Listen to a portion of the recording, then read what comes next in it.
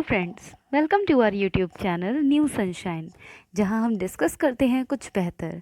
Friends, हमने CDP की series start की हुई है, जिस सीरीज़ में आज एक और सेशन को हम ऐड करने जा रहे हैं, एक और पार्ट को ऐड करने जा रहे हैं। तो देख लेते हैं हम आज का अपना क्वेश्चन। निम्नलिखित में से कौन सी समस्या समाधान की वैज्ञानिक पद्धति का पहला चरण है? समस्या समाधान की जो वैज्ञानिक पद्धति है उसका पहला चरण कौन सा है? तो फर्स्ट है प्राक कल्पना का निर्माण करना, सेकंड प्राक कल्पना का परीक्षण करना, थर्ड समस्या के प्रति जागरूकता, फोर्थ प्रासंगिक जानकारी को एकत्र करना। तो फ्रेंड्स, समस्या समाधान जो है हमारा, जिसमें तार्किक चिंतन जो होता है वो निहित होता है, तो समस्या समाधान की वैज्ञानिक पद्धति में मुख्यतः 6 स्टेप्स होते हैं। ठीक है, 6 स्टेप्स होते हैं, जिसमें अगर हम फर्स्ट स्टेप अगर इसका देखें तो वो होता है समस्या के प्रति जागरूकता। आप समस्या के प्रति जागरूकता कह लीजिए या समस्या को समझना कह लीजिए, ये इसका फर्स्ट स्टेप होता है। तो हमारा जो करेक्ट ऑप्शन होगा वो होगा ऑप्शन नंबर 3। फ्रेंड्स, ये सभी हमारे प्रीवियस ईयर क्वेश्चन पेपर्स हैं और मोस्ट इम्पॉर्टेंट क्वेश्चन पेपर मतलब क्वेश्चंस हैं, तो जिन्हें करना हमारे लिए बहुत ही ज़्यादा यूज़फुल हो सकता है। तो बिना स्किप किए आप डेली 1 बाय 1 सभी वीडियोस को देखें, और जिनमें अगर कोई भी डाउट अगर आपको लगता है तो आप वो पूछ सकते हैं। मैं चाहती हूँ कि मैं आप लोगों के लिए कुछ यूज़फुल, कुछ बेहतर कर सकूँ। अगर आपको लगता है मैं कुछ यूज़फुल, कुछ बेहतर आप लोगों के लिए कर पा रही हूँ, तो आप सभी वीडियोस को देखिए, और जो भी आपके सजेशंस या जो भी आपकी राय है आप वो कमेंट सेक्शन में बता सकते हैं। सेकंड हमारा क्वेश्चन है, मानव व्यक्तित्व परिणाम है।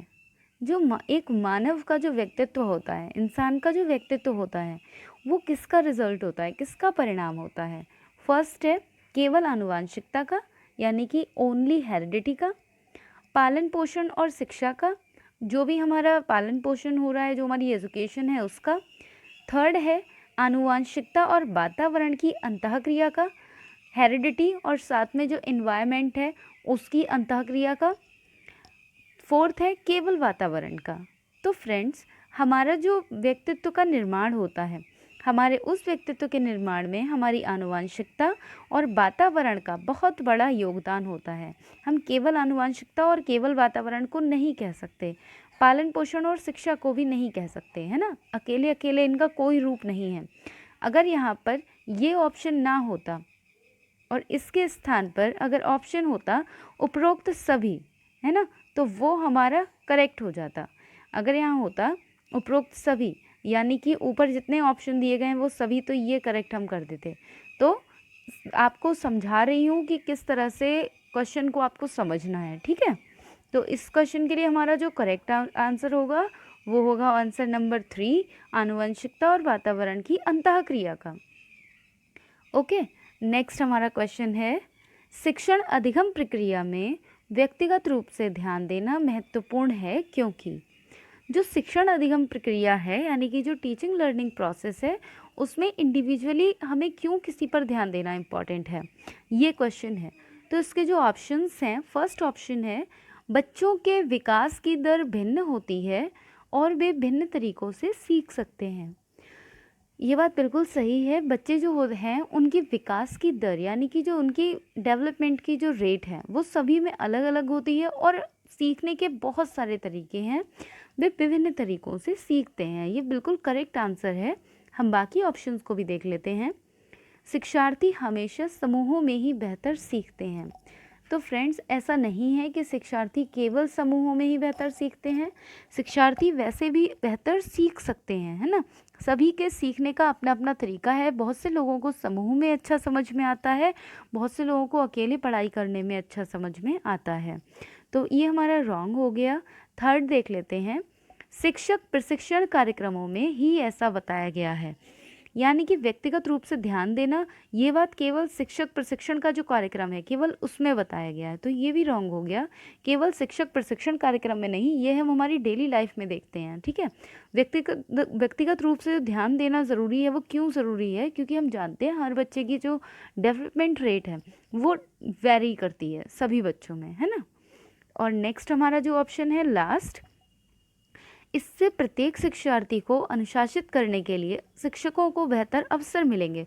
तो फ्रेंड्स, हमारे ये 3 ऑप्शन एकदम कट हो चुके हैं। हमारा जो करेक्ट ऑप्शन है वो है ऑप्शन नंबर 1, बच्चों की विकास की दर भिन्न होती है और वे भिन्न तरीकों से सीख सकते हैं। ये हमारा करेक्ट ऑप्शन है। नेक्स्ट देख लेते हैं, निम्नलिखित में से सीखने का कौन सा क्षेत्र है?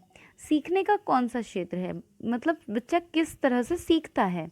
तो फर्स्ट हमारा ऑप्शन है व्यवसायिक, बच्चा व्यवसायिक क्षेत्र से सीखता है, बच्चा भावात्मक रूप से सीखता है, आध्यात्मिक रूप से सीखता है, आनुभाविक रूप से सीखता है।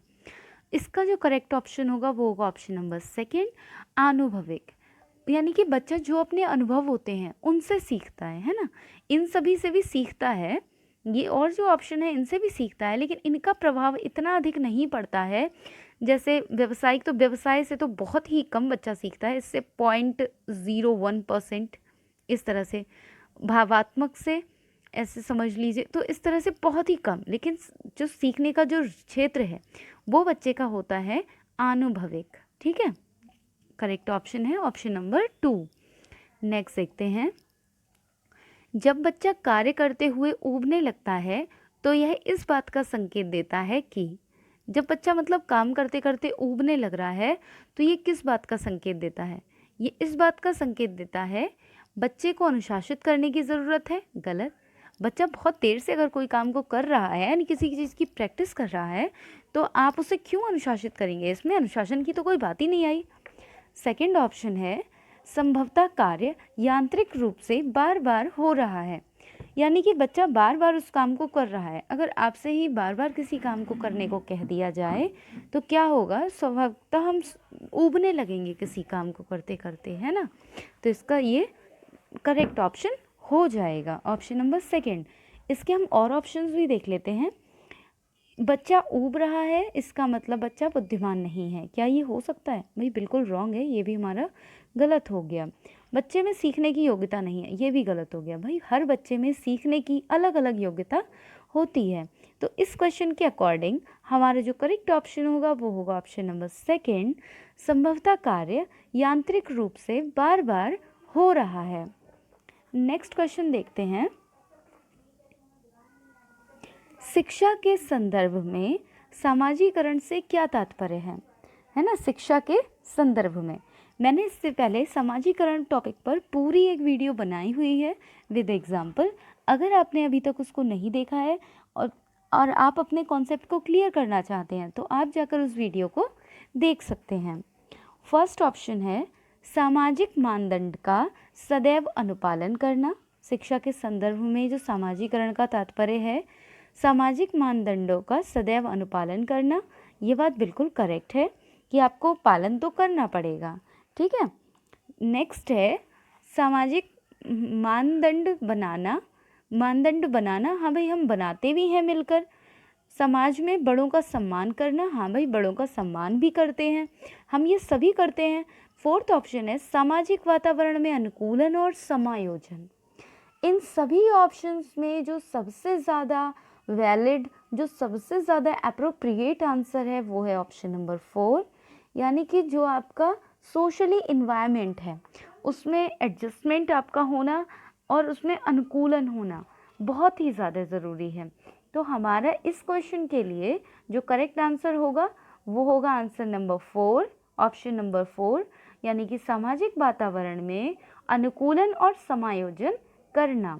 ठीक है, आई होप क्लियर हो चुका होगा। लेकिन अगर कोई भी कन्फ्यूजन, कोई भी क्वेरी है तो आप कमेंट बॉक्स में कमेंट करके पूछ सकते हैं। नेक्स्ट क्वेश्चन है, निम्नलिखित में से कौन सा विकास का सिद्धांत है?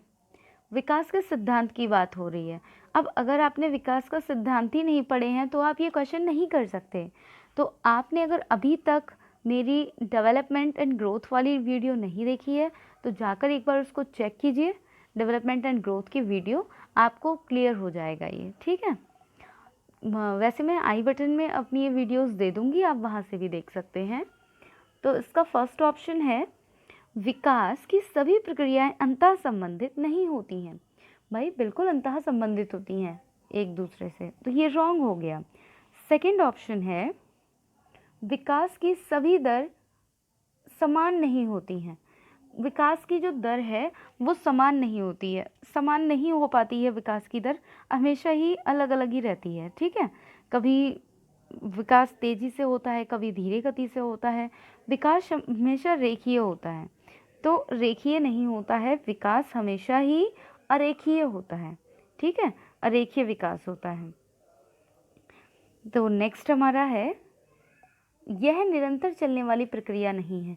जो विकास है वो हमारा निरंतर चलता है, तो इसके लिए हमारा जो करेक्ट ऑप्शन होगा वो होगा ऑप्शन नंबर 4। लेकिन अगर हम इन्हें करेक्ट करके देखें तो ये होना चाहिए, विकास की सभी प्रक्रियाएं अंतः संबंधित नहीं है, लिखा है ना, तो ये नहीं हट जाएगा, अंतः संबंधित हैं, ये इसका करेक्ट हो जाएगा। और विकास हमेशा अरेखीय होता है, यहाँ पर अरेखीय होना चाहिए, और हमेशा चलने वाली प्रक्रिया है। अगर हम ये कर दें तो इसके चारों के चारों ऑप्शन करेक्ट हो जाएंगे। नेक्स्ट देख लेते हैं, मानव विकास को क्षेत्रों में विभाजित किया जाता है, यानी कि मानव का जो विकास है वो कौन कौन से क्षेत्रों में विभाजित किया जाता है, ये देख लेते हैं। तो फर्स्ट है शारीरिक, आध्यात्मिक, संज्ञानात्मक और सामाजिक। हाँ ठीक है, इनमें हम करते हैं। नेक्स्ट देखते हैं ऑप्शन, शारीरिक, संज्ञानात्मक, संवेगात्मक और सामाजिक। थर्ड ऑप्शन है संवेगात्मक, संज्ञानात्मक, आध्यात्मिक और सामाजिक मनोवैज्ञानिक।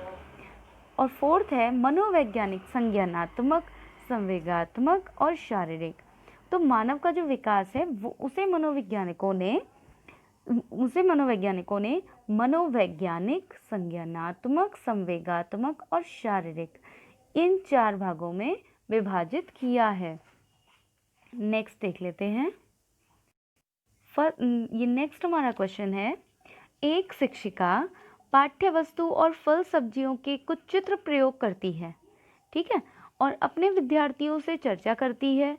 विद्यार्थी इस जानकारी को अपने पूर्व ज्ञान से जोड़ते हैं और पोषण की संकल्पना को सीखते हैं। कितना अच्छा क्वेश्चन है, ये हमें समझना पड़ेगा, ऐसा नहीं है कि आप रटेंगे इसके आंसर्स को, समझिए। एक शिक्षिका है वो पाठ्य वस्तु और फल सब्जियों के कुछ चित्र प्रयोग कर रही है, ठीक है, मतलब कुछ चित्र प्रयोग कर रही है, चित्र दिखा रही है आपको फलों के, सब्जियों के, अपने विद्यार्थियों से चर्चा कर रही है उस बारे में। और विद्यार्थी इस जानकारी से पहले जो उनका ज्ञान था वो इसे उससे जोड़ रहे हैं और पोषण की संकल्पना सीखते हैं, मतलब कि पोषण कैसे होता है उसको सीखते हैं। यह उपागम किस पर आधारित है? ज्ञान के निर्माण पर। भाई बिल्कुल ये ज्ञान के निर्माण पर ही आधारित है, क्योंकि बच्चा क्या कर रहा है, अपने पूर्व ज्ञान से उसको जोड़ रहा है। अधिगम का शास्त्रीय अनुबंधन, तो भाई ये शास्त्रीय अनुबंधन नहीं है। पुनर्वलन का सिद्धांत, यहाँ पुनर्वलन की बात ही नहीं आई है। सक्रिय अनुबंधन की भी कोई बात नहीं है। इसका जो करेक्ट आंसर है वो है ऑप्शन नंबर 1, ज्ञान का निर्माण। शिक्षिका दृश्य सामग्री की सहायता से शिक्षण को विद्यार्थियों के पूर्व ज्ञान से जोड़ रही है और उनके अनुभवों के आधार पर पोषण की संकल्पना को सिखा रही है, जिससे विद्यार्थियों में क्या हो रहा है, ज्ञान का निर्माण हो रहा है। ओके, हमारा ये आज का लास्ट क्वेश्चन है, ठीक है, लास्ट है आज के लिए। लेकिन हमारी ये सीरीज़ इसी तरह से डेली इवनिंग में कंटिन्यू रहेगी, चाहे कुछ भी हो जाए, बट आपके लिए ये सीरीज़ लेकर मैं डेली आती रहूँगी। लेकिन हाँ, अगर कभी किसी प्रॉब्लम से, नेटवर्क कनेक्शन या किसी और इश्यू की वजह से नहीं आ पाई तो वो कंडीशन कुछ और ही होगी। अदरवाइज़ मैं अपनी तरफ से पूरी कोशिश करूँगी कि आप लोगों के लिए ये क्वेश्चंस 10 क्वेश्चन की जो सीरीज़ हमने स्टार्ट करी है वो हम डेली इसको कंटिन्यू रखें। लास्ट क्वेश्चन है, जब बच्चे की दादी उसे उसकी माँ की गोद से लेती है तो बच्चा रोने लगता है। बच्चा किस कारण रोता है? कई बार आपने देखा होगा, अगर वो अपनी माँ के पास है और उसे अगर उसके पास से कोई और लेता है तो बच्चा रोने लगता है। क्यों रोता है? वियोग दुश्चिंता, यानी कि बच्चे को ये डर लगता है कि मैं मेरी माँ से अलग हो रहा हूँ। सामाजिक दुश्चिंता, वो सामाजिक दुश्चिंता की वजह से रोता है। संवेगात्मक दुश्चिंता, उसे मतलब लगाव, संवेग ना, कौन सा संवेग होगा, तो लगाव ही तो होगा। तो संवेगात्मक दुश्चिंता होती है उसे, या अजनबी दुश्चिंता, या उसे ये डर लगता है कि ये जो मुझे गोद ले रहा है ये कोई अजनबी है।